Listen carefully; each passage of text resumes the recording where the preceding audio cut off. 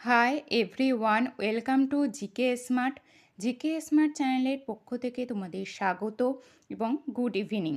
WBSSC group C and group D GK GS class number 14 নতুন syllabus অনুযায়ী 20টি কমনযোগ্য প্রশ্ন নিয়ে আজকের ক্লাস। প্রতিদিন সন্ধ্যে 7টায় তোমরা এই ক্লাসটি পেয়ে যাবে।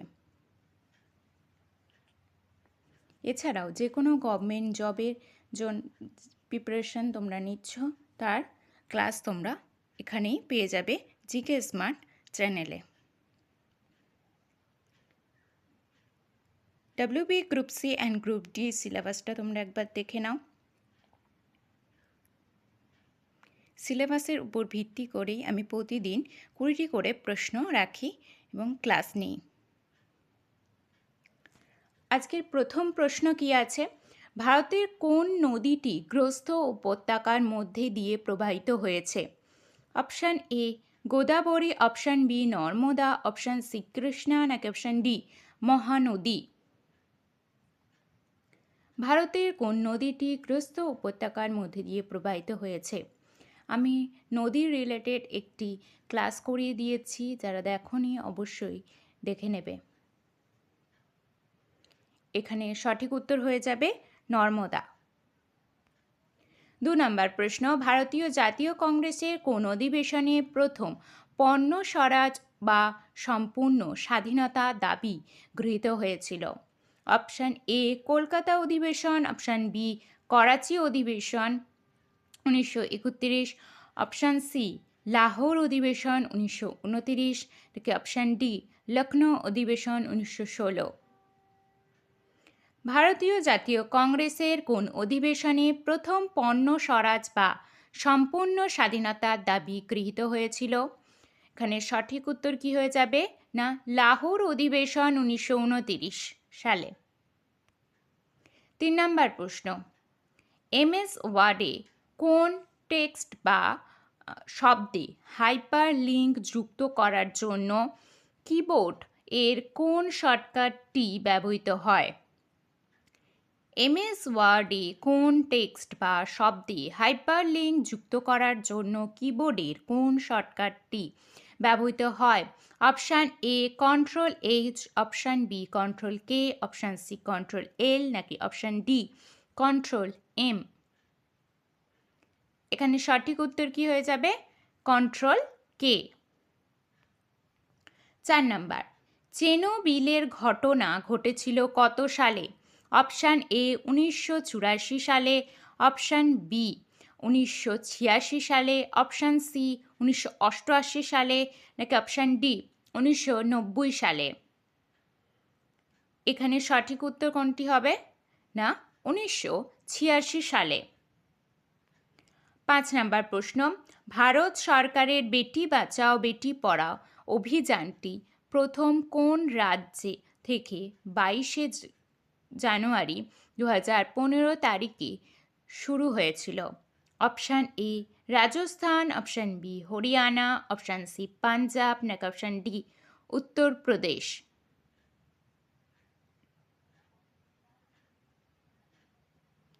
এখানে সঠিক উত্তরটি কি হবে না হরিয়ানা।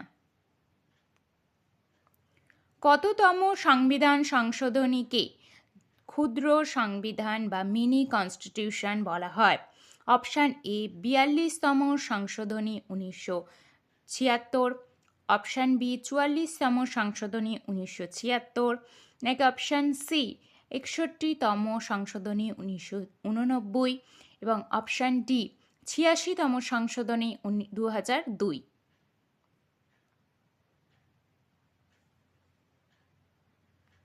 এখানে সঠিক উত্তর কি হয়ে যাবে না 42তম সংশোধনী 1976। কোন বিল অর্থ বিল কিনা সে বিষয়ে চূড়ান্ত সিদ্ধান্তকে গ্রহণ করেন? কোনো বিল অর্থ বিল কিনা সে বিষয়ে চূড়ান্ত সিদ্ধান্ত কে গ্রহণ করেন? অপশান এ ভারতের রাষ্ট্রপতি, অপশান বি লোকসভার স্পিকার, অপশান সি ভারতের প্রধানমন্ত্রী, নাকি অপশান ডি রাজ্যসভার চেয়ারম্যান। এখানে সঠিক উত্তর কি হবে না লোকসভার স্পিকার। 8 নাম্বার, 1 বাইট মানে কত বিট? 1 বাইট মানে কত bit? Option A 4 bit, option B 8 bit, option C 10 bit এবং অপশান ডি 16 বিট।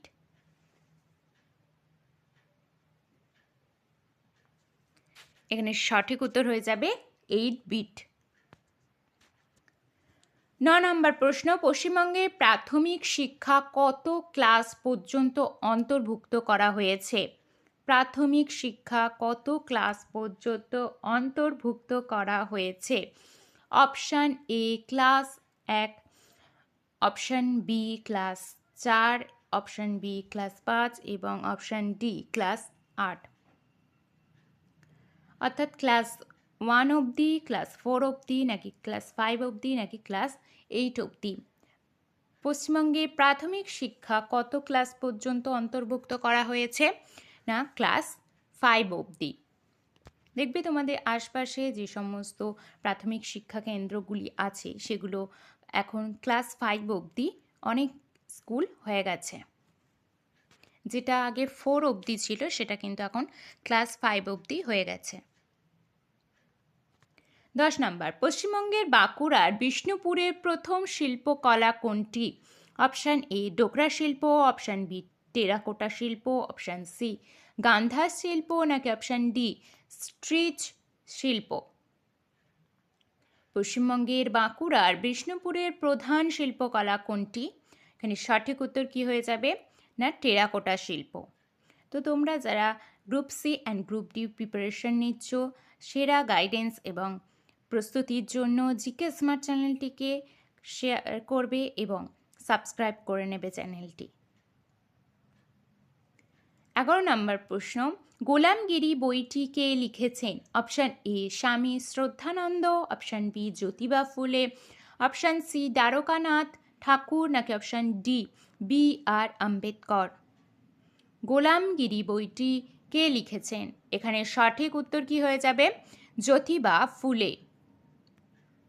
12 নাম্বার, আগ্রার তাজমহল কোন নদীর তীরে অবস্থিত?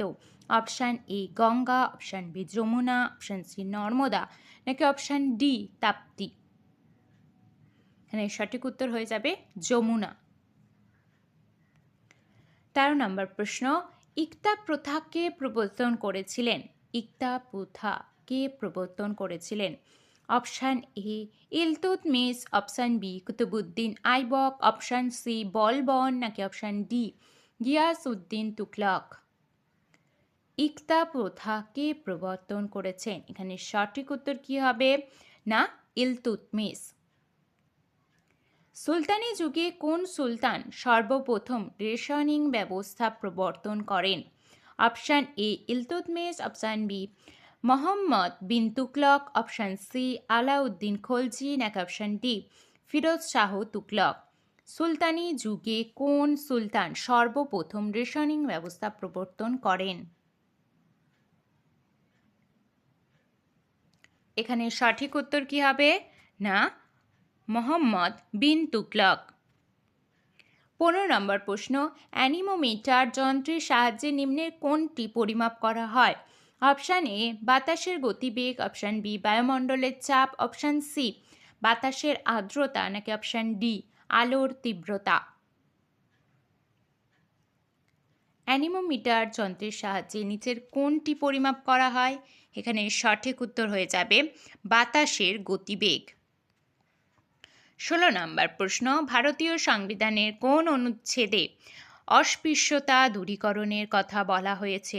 অপশান এ অনুচ্ছেদ 14, অপশান বি অনুচ্ছেদ 15, নাকি অপশান সি অনুচ্ছেদ 16 এবং অপশান ডি অনুচ্ছেদ 17? ভারতীয় সংবিধানের কোন অনুচ্ছেদে অস্পৃশ্যতা দূরীকরণের কথা বলা হয়েছে? এখানে সঠিক উত্তরটি হবে অনুচ্ছেদ 17। 17 নম্বর প্রশ্ন, ওস্তাদ বিসমিল্লাহ খান কোন বাদ্যযন্ত্রের সাথে যুক্ত?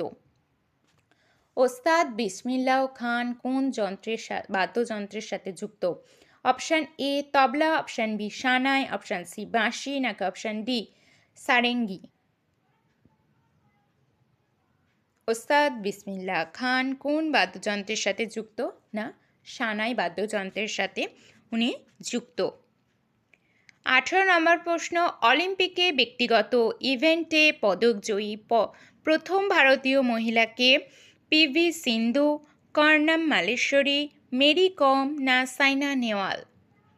4টে অপশনের মধ্যে কোনটি সঠিক হবে? অলিম্পিকে ব্যক্তিগত ইভেন্টে পদকজয়ী প্রথম ভারতীয় মহিলা হলেন কর্ণম মালেশ্বরী। 19 নম্বর প্রশ্ন, অটল টানেল অবস্থিত কোন ভারতীয় রাজ্যে? কোন ভারতীয় রাজ্যে অটল টানেল অবস্থিত? Option A Uttarakhand, option B Himachal Pradesh, option C Ladakh নাকি অপশান ডি উত্তরপ্রদেশ? এখানে সঠিক উত্তর কোনটি হয়ে যাবে? না, হিমাচল প্রদেশ। 20 নম্বর প্রশ্ন, প্রথম জ্ঞানপীঠ পুরস্কার পেয়েছিল নিম্নে কে? Option A Ashapurna Devi, option B Tarashankar Bandyopadhyay, option C Mahasweta Devi নাকি অপশান ডি জি শঙ্কর কুরুপ? প্রথম জ্ঞানপীঠ পুরস্কার পেয়েছিলেন নিম্নের কে? এখানে সঠিক উত্তরটি হবে জি শঙ্কর কুরুপ। তো এই 20টি প্রশ্ন তোমাদের কেমন লাগলো আমাকে কমেন্টে জানাবে, এবং 20তে তোমরা কে কেমন স্কোর করলে সেটা আমাকে অবশ্যই কমেন্টে জানাবে, এবং ভালো লেগে থাকলে একটি লাইক এবং চ্যানেলটি সাবস্ক্রাইব করে নিতে ভুলবে না।